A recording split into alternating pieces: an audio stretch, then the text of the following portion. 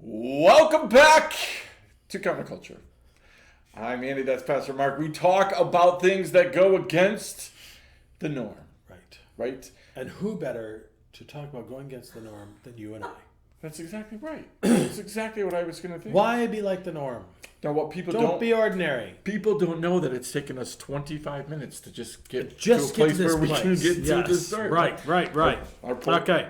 So, listen, I want to go to 1 Samuel 14. Yeah. Did not know this. Yep. Didn't know this. Yep. But I hear Yes. there's a rumor that you like this story. I do like this story. That is amazing. That you... It is of the Lord. It is of the Lord, praise be. I wanna go to start at verse 6. Can we do that? You want to read for me? 6 through 15. Can you do that? I can do it. Beautiful. Glad that you can do all things through Christ who strengthens you. Jonathan's, first day with the new teeth. There they go. They're back in. All right. Jonathan said to his young armor bearer, "Come, let's go over to the outpost of those uncircumcised fellows. Perhaps the Lord will act on our behalf. Nothing can hinder the Lord from saving, whether by many or by few." "Do all that you have in mind," his armor bearer said. "Go ahead. I am with you, heart and soul." Jonathan said, "Come then. We will cross over toward the men and let them see us. If they say to us, 'Wait there until we come to you,' we will stay where we are and not go up to them. But if they say, 'Come up to us,' we will climb up, because that will be our sign that the Lord has given them into our hands." So both of them showed themselves to the Philistine outpost. "Look," said the Philistines, "the Hebrews are crawling out of the holes they were hiding in." The men of the outpost shouted to Jonathan and his armor bearer, "Come up to us and we'll teach you a lesson." So Jonathan said to his armor bearer, "Climb up after me. The Lord has given them into the hand of Israel." Jonathan climbed up using his hands and feet. I'm not sure how he'd have done it otherwise, but anyway, with his armor bearer right behind him. The Philistines fell before Jonathan, and his armor bearer followed and killed behind him. In that first attack, Jonathan and his armor bearer killed some 20 men in an area of about half an acre. Wow. That's an amazing story. You really have to say that first quote from Jonathan with a British accent. You do. You have to say, better.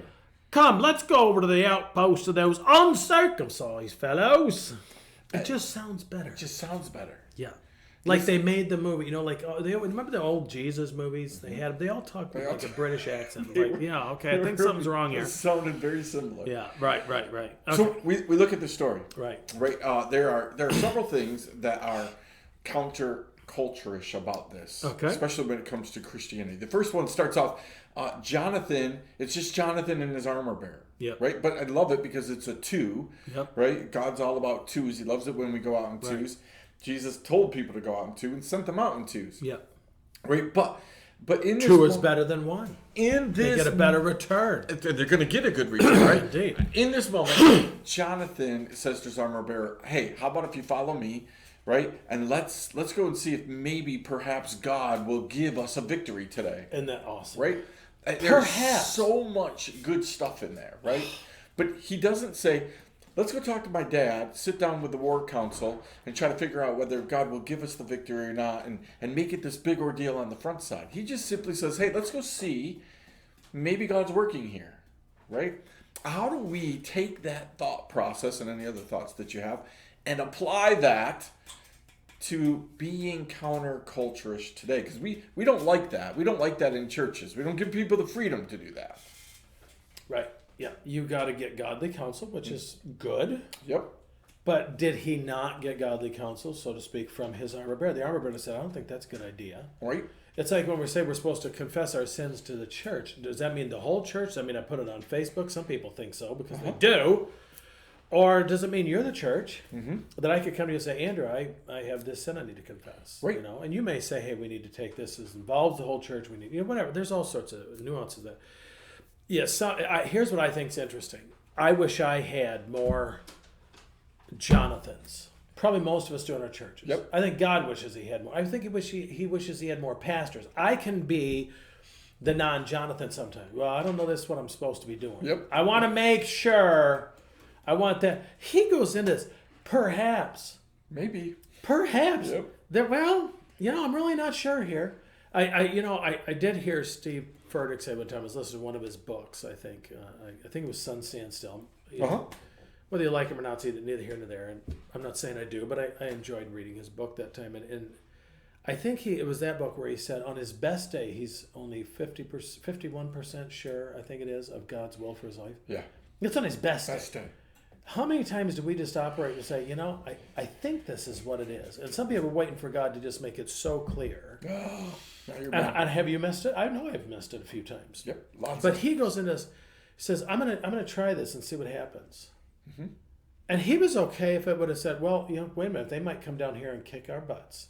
Yep. Sorry if that had been, but you know what I mean? That's what he's saying. Yep. But do something. I think he was getting frustrated if we read the context of his dad sitting there. Well, we're waiting. We just got to wait and see what happens. You go, really? Yeah. What? It's David coming and saying, I can't believe you guys are putting up with this stuff from this giant. Mm-hmm. Our God's bigger than that. And I mean, talk about, I love it because he says, let's go pick a fight with him. Yeah. Yeah. See what maybe, and notice what he says, not just pick a fight with those Philistines, those uncircumcised fellows. Yeah. It was a shot at them, and he was saying, these people are not people of God. Right. And we have God. So perhaps, maybe, well, who knows? But let's at least do something. What if we had that mindset today, right? What if, again, we were to go to work, we were go to church meetings, we would go to political meetings, we would go anywhere and say, hey, let's go to this meeting, let's go here, let's go talk to this person, and perhaps God will give us a victory. Yeah. Rather than us waiting for God to necessarily send us, can we sometimes be proactive and say, God, hey, I know you're going to send me places, and I'm good with that. But sometimes it's about, hey, I'd like to do this. Yes, yeah.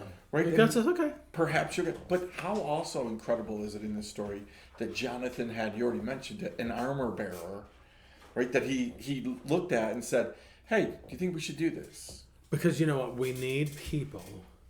We need to know we have people today who will what? I am with you. Liver and whatever. Yeah. No. That's not what he said. I am with you, heart and soul. Man, I am with you all the way. Let's go. Let's do this. Although he does say go ahead. That's kind of a Three Stooges. I'll lead the way. You go ahead. So he wasn't real brave, but he said. But he knew. Hey, I'm not. This isn't my fight. I'm going to go with you in it because I'm not going to let you fight it alone. Mm-hmm. That is a great thing because, as they said, I've heard it said, church is the only place where they shoot their own. Well, that's not the only place they shoot your own. The French Revolution, they were killing the people that were on their side. Give me a break. But do all that you have in mind. Yeah. You have in mind. Mm-hmm. So are there things... So I remember, I think it was Chuck Swindoll I heard say this one time on his... Trust in the Lord and do good. We trust God. When we're not sure what to do, we do the right thing. Would it have been the right thing to take on God's enemies? Yeah. In this case, yes. And he said, you know what, I might get killed in this, but at least I'm going to go out with my boots on. And doing something for God. I mean, my prayer, Lord, let me finish strong no matter what. Now, that's not necessarily an end times, Jesus coming back thing. Whenever up until the very end, when I go to be with Christ, Lord, let me finish strong. Finish moments well. Finish moments well, and let me end well. And does that mean, because I feel like sometimes there's people that are just like, well, I don't want to risk anything. I don't want to risk anything that I may.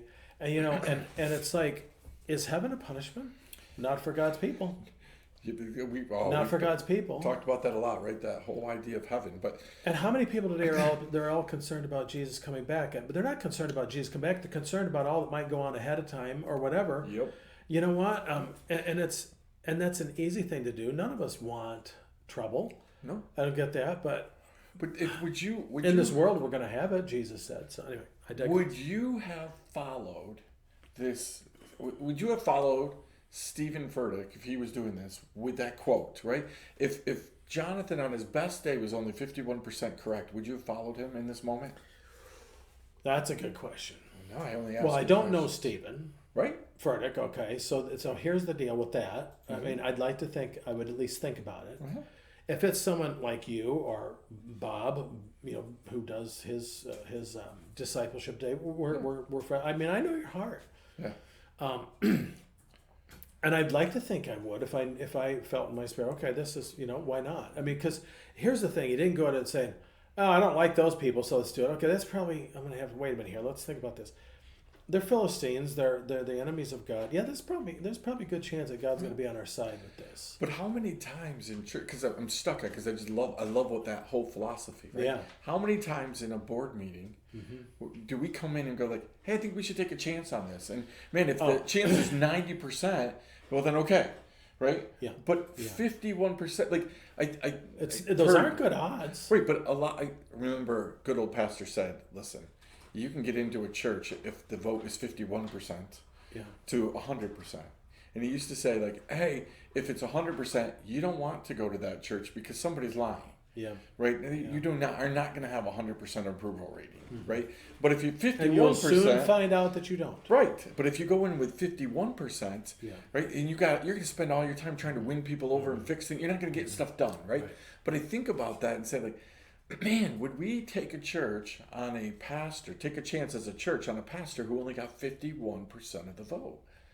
Right? Would we follow somebody who's only 51% of the time correct? This armor bearer, he's following into life or death. Yeah.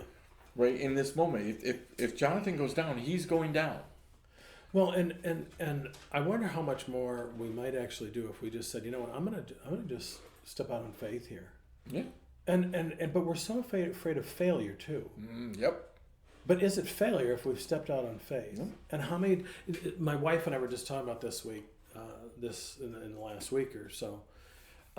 There's this belief out there, and you've heard this little cliche: God will not give you more than you can handle. Yep. It's not true.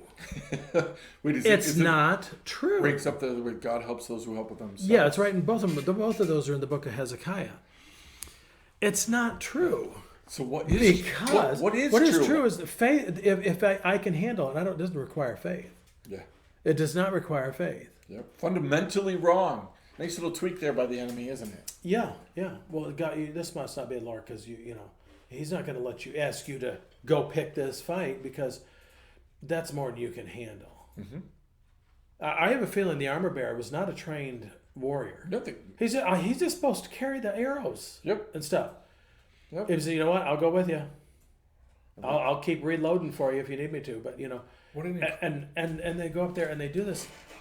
So, well, it must be because Jonathan can handle it. No, it was not because he handled it. He went on perhaps, baby. He went on perhaps. But what a great thing this armor bearer. What a great relationship when Jonathan asks an armor bearer who is bound to go with him wherever he goes. Yeah, it's like, but you don't have a chance here because I'll kill you if you don't go. Right. He asks him, "Hey, let's do it." Like, what do you think? And then the armor bearer says great things, right? Yeah. All right. I want to leave it there. I want to come back next time on Counterculture, finish this up because there's way more to this story. We could go on forever.